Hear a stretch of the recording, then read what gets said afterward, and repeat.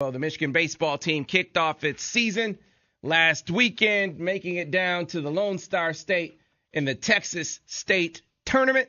Joining us right now to reflect and recap the opening weekend of action for the Maize and Blue is Michigan baseball coach Eric Bakich. Coach, good morning. Good morning, guys. How's it going? It's going great, Coach. So I want to start off, before we start getting into games, and I really don't know what this is in reference to, so maybe you can kind of help us out. But we got a tweet this morning saying to ask you about a certain story, right, Ira? Yeah, so we were asked to ask you to tell us the takeoff story that you told at the U of M Club Ann Arbor earlier this week about the first weekend of the baseball season. Oh, jeez. Well, I told a couple of different stories. Oh, gee. Well, it's better in person. I don't know. We might have to save that. Okay. I don't know if it's suited for radio. I got you, Coach. What happens is, see, U of M Club Ann Arbor people, what happens in the club stays in the club. All right. So, Coach, 1-2-1, the opening week. You go down, you take on Texas State, Washington, and Air Force. And, boy, the opening day, you talk about close games and drama and losing at the very, very end. That happened in both games on the opening day, first versus Texas State and then against Washington. Yeah, that was the positive in that is, we're playing in some close games, and for a lot of these new guys, they're really getting to experience what it's like to feel when the difference in the outcome of the game is one pitch or one swing or one play. The other positive is we got out to some commanding leads right away, and then what we got to work on is making sure that we finish the game off and make sure that we don't just hold the opponents, but we just keep separating ourselves so that we're not even in a position to go to extra innings. We just shut the game down there in the final three frames. Mm-hmm. And so, the first game against Texas State, 8-7 in 10 innings, and then to Washington 8-6 in 10 innings, and as you said, holding on late. I look at the Washington game, and you guys had a 6-run inning in that game, didn't you? We did, yeah. They had a really good pitcher. They had a guy who was running it up there in the low 90s with a good slider, and it took a couple times through the order to really get a rhythm for what he was doing, and then we waited him out, and he had his way a little bit for the first 4 or 5 innings, and then all of a sudden we exploded for 6 runs in 1 inning, which, good offensive teams will do that. The guy may be on a roll, and then you just got to kind of get a feel and see him a couple of times and then explode for that big inning. And so that was good to see. Yeah, and so, obviously pitching, you want to see that. You want to see, and we'll talk about Ben Ballantyne coming up, who had an outstanding outing. As you said, you want to be able to hold on to some of those leads. But the positive side of it, as you also stated, was that you guys did score some runs. So as far from a lineup perspective, who were some of the standouts, you would say, first of all, in those first couple of games? Well, you look at the offense as a whole, very rarely does your offense, remember now, we are more about process than we are about results. So we look at the quality of their at-bats. And on the weekend in 4 games, we were over 50% in quality at bats, and that's always the goal for each individual player, but very rarely is the entire offense over 50% for QABs for the weekend. And so, that was great. Some standout performers, obviously, Jackson Glines, Jacob Cronenworth, Kyle Jusick, Jackson Lamb, even guys that their average wasn't high, guys like Travis Mazies, but absolutely hit rockets all over the field. And a lot of them were caught. It was just a good weekend. We really hit the ball well, and we didn't strike out very much. And it was good to see. It was good to see the offense come out of the gate swinging. We're talking to Michigan baseball coach Eric Bakich here on the Michigan Insider on Sports Talk 1050 WTKA, online at WTKA.com. So you told us the story about how, that the late year success allowed you to request that red shirt for Ben Ballantyne. You get it, his first start since that ankle injury in April. Coach, you talk about having a disappointment on day one, 2 late inning losses. He comes out the very next day and was outstanding. Well, it's exactly what we needed. We really taxed our bullpen the first day, number one, playing a doubleheader on day one. I don't know who's the knucklehead coach who thought of that idea, but I don't think we'll be doing that anymore. I certainly requested that, and I'm not going to be doing that again.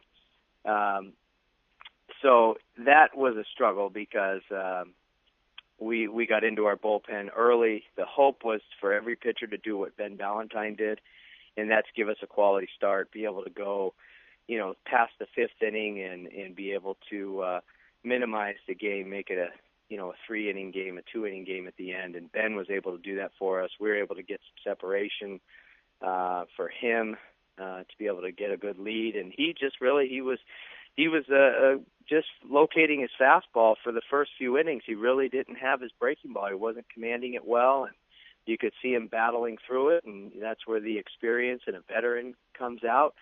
And that's exactly what he did. He found it there in the middle innings, and then we actually had a delay in the game. The lights went out at the stadium, I want to say like in the fifth inning, and it was about a 20-minute delay or so.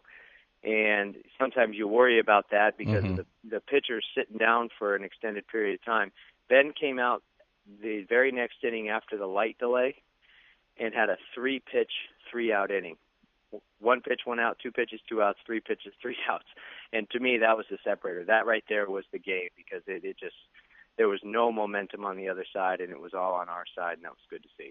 Folks, what that amounted to for Ben Ballantyne, he allowed just 1 hit in 7 innings, struck out 5, and in an 8-2 victory, 7 innings, as Coach said. You want to have a pitcher be able to go that deep, and so then, Coach, you guys finish out against Washington again, and again, another really tight game. This one, the epitome of a tight game. It ends in a tie. So take us through the last matchup with Washington. Well, a tie feels like a loss, when these kids that are so competitive. So, again, I thought the way we came out scoring in this game, we jumped out to a 6-0 lead, and you could see it. Our kids were playing with a lot of energy and a lot of enthusiasm. And then we just had a couple of innings where just some things didn't go our way. They blooped a couple of hits in, had a pickoff get away, had a balk, just some silly stuff that usually just kind of fluke plays. Just some bloop hits and some random things that happened that just kind of led to them really scoring in a couple of innings. They put up 2 runs in 1 inning and 4 runs in another to tie the game up. And then we scored again and they scored again. And so we were knotted at 7. And we obviously flying out have to be back for class on Monday. So we were on the last flight out, but that meant that we couldn't start a new inning after 3 p.m. So unfortunately, we had to stop the game after the 8th inning and couldn't play the 9th inning. So, being the home team, I certainly like our chances going into the bottom of the 9th, but just didn't work out that way, so we had to end in the tie. I'm talking to Michigan baseball coach Eric Bakich here on the Michigan Insider on Sports Talk 1050, WTKA online at WTKA.com. Real quick, Coach, you want to go over a couple of performances. Last year you had a guy that you could really lean on at the top of that lineup in Patrick Biondi, and so you're sliding a new guy in there this year, hoping he can set the table for you. Looking at the stats, Jackson Glines, 8 for 20 with a triple, 4 RBIs in 4 games. Sounds like a pretty good start for that young man. Well, Jackson Glines, he's just a baseball player. He's just, puts his nose in the dirt and gets it done. He's a junior college player from California, played at Fresno City College, and, it's just kind of what he does. He just has a knack for putting the barrel on the ball. He gets on base and he can steal. He plays a good center field. Just a ball player. And, it was good to see him have some success this first weekend and hit some balls hard on the barrel, and I think you're going to see him doing that a lot this season. We kind of asked you about the cleanup spot last week, and you said you hadn't really announced it to the team yet, and, still working through some things. But Kyle Jussick, he had a good weekend as well, 7 for 14, 500. He batted with 3 runs scored and 3 RBIs on the in the 4 games. Juice played a lot last year too, and we bounced him around from DH, first base, left field. He kind of played everywhere. And he led our team in quality at-bats last season. Of all the players on the team, Kyle Juszczyk had the most quality at-bats. And then he did the same thing again this fall. And, you know, he may not be the fastest guy and he may not have all the best tools in the world, but he has the ability, and it's an uncanny ability, to put the barrel on the baseball and be able to spray the ball all over the field. He's just able to do that. And sure enough, you know, a lot of the balls he hit this weekend fell. He ended up 7 for 14, I think, and hitting 500 on the weekend. And, yeah, it was good to see because, you know, he's going to be in an RBI spot in the order. And so it was good to see him be able to, when Glines and Mazies and Cronenworth get on base, that he can help drive those runs in. Now, the last guy I want to talk about before we preview the upcoming weekend is we talked about your heralded freshman class. There was one guy whose name on that list I was very familiar with, as are a lot of people in this area from over at Temperance Bedford, Jackson Lamb. And you said you're going to bring him along slowly, Coach. Wow. he got out of the gates really well. 5 for 9, 3 doubles, a home run, 6 RBIs. If that's coming along slowly, I'd like to see what coming along fast is. Well, yeah, I guess so. I mean, you know, we didn't even start him in game 1 and got him in there in the middle of game 2, and he has his first collegiate at-bat and smashes a double to right center field. Then his next at-bat, he smashes a double to left center field. And then his next at-bat, he smashes a single up the middle. I'm thinking to myself, yeah, maybe I can't bring him along slowly. He's kind of forcing us to put him in the lineup. And so we do the next day, and he smashes another double off the center field wall. And then the next day, he hits an oppo home run. So, you know, Jackson, it's just one weekend, you know, so kind of wait to get the pom-poms out just yet. But, you know, what a great start, and what an ability to really drive the baseball. Of all the guys on our team who had good weekends, Jackson Lamb, you know, put the ball to the fence or over the fence as consistently as anybody. I mean, he made loud, hard contact, a different sound off of his bat. So that was really good to see. I think he's got a lot of confidence from that. And, you know, we're going to, I guess bringing him along slowly meant not starting him in game 1, but, you know, we'll be seeing a lot of him out there this weekend and the rest of the season. Speaking of this weekend, Coach, we'll close out talking about Houston. You're going back down to the Lone Star State to take on the Cougars. Tell us what they bring to the table. Well, they're a good club. They're a regional team. They will be this year. They've got veteran offense and a veteran pitching staff. We've got 3 starters that didn't give up any runs this past weekend. They all threw shutouts.